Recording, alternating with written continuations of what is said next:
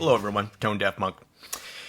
Hey, here's one that is not exactly a newer set, but I think there's still a few out there, and if you're a follower of mine, you might want to watch this video and maybe pick this set up if your tastes are like mine. You know, one thing I haven't done in a while is actually say to my, if you're just joining me on my channel, and I kind of forget what my tastes are, right? So I kind of like a U-shape sound signature. I like bass. I like tight, faster bass.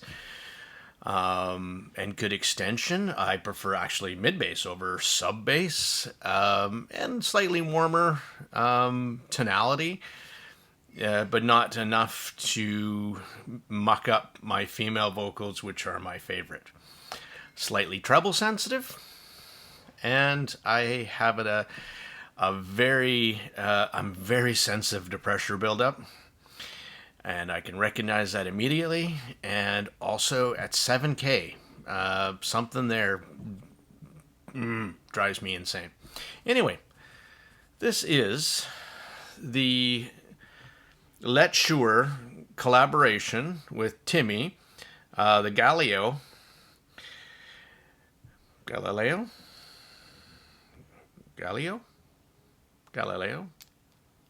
you know, that one. It's a wonderful sounding set. Not a big fan of the blue swirlies, personally, because beauty is in the eye of the beholder. I mean, look at me.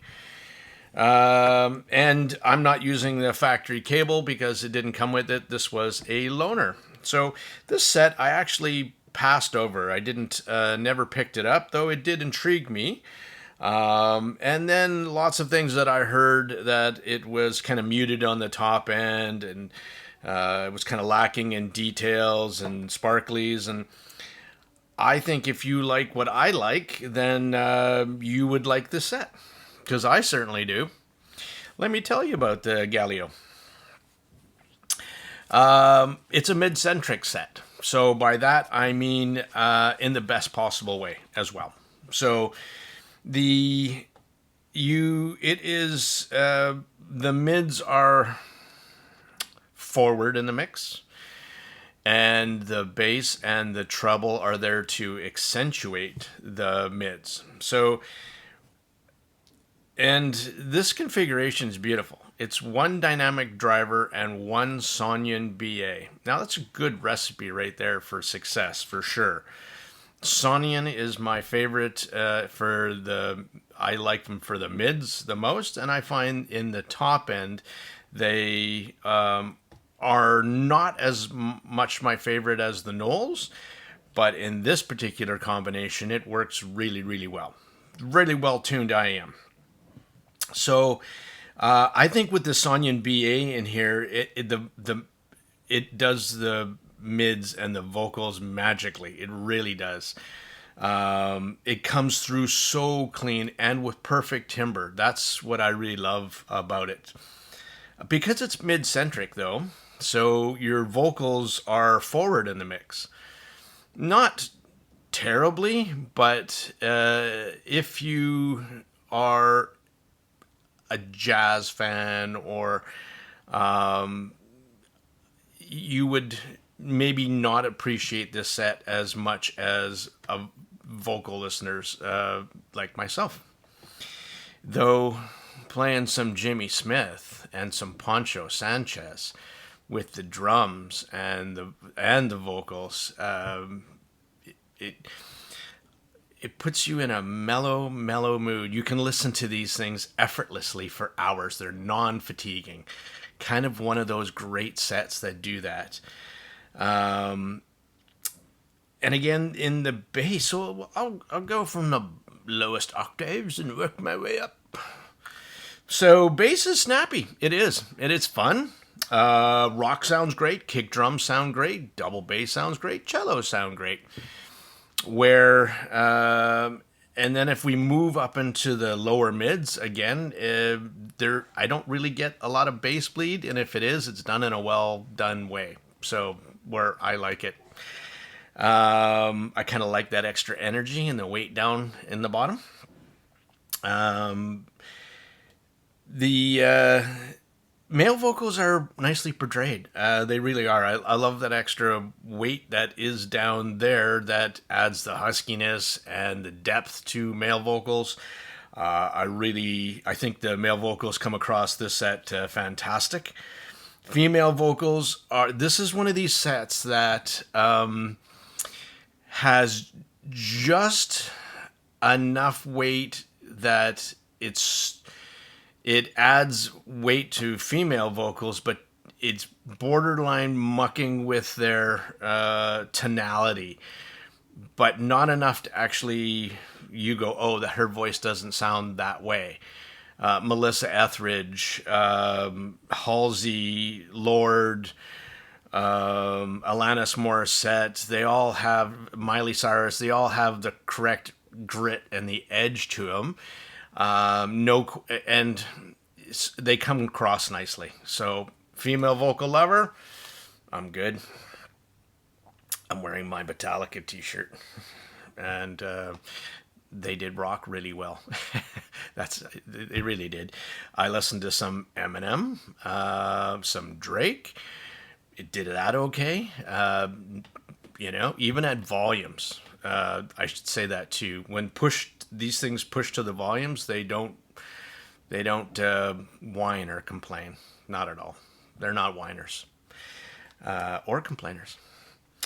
Though this set would not be for bass heads, nor would it be for you treble heads out there. They are for MidCentric heads. That's a new one. I'm making that up. Talking about the treble, where I did see and read and observe that some people say this had lack of detail on the high end and sparkle. I don't think that's true for me. And maybe you should note your gear that you're using when you're doing your review and your source chain, because obviously that makes a huge difference. And you start off with your tips.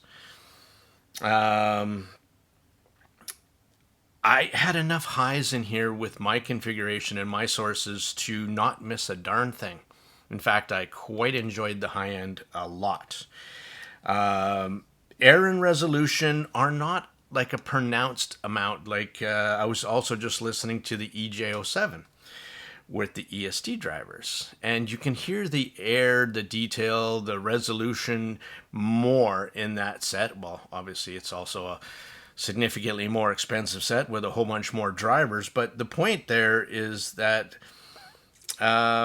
even if because they have more BAs and ESTs, and you're going to get more of that high frequency resolution, you're going to get more stereo imaging placement, that kind of stuff, where I think in the imaging and details for this, it's kind of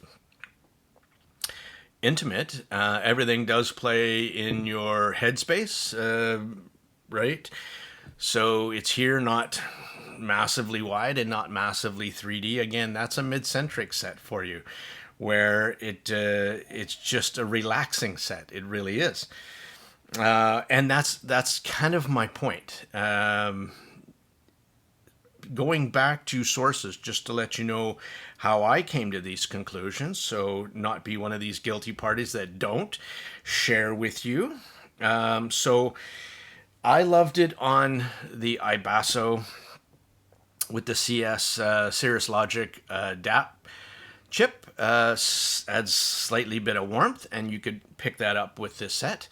The XDO5 with the ESS DAC, phenomenal, really. So this set would like a more resolving DAC, and it achieved that. And downstairs in my listening chair, and I'll throw up a picture when that comes to, is that this set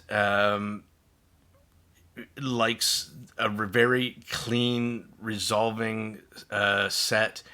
I wouldn't put it on a warmer source. My two DACs, the one with both AKMs, but the Gishelli with the new 4499 makes these really thick. And I liked it better with the brighter, more open sounding 4493 one with the topping A90D.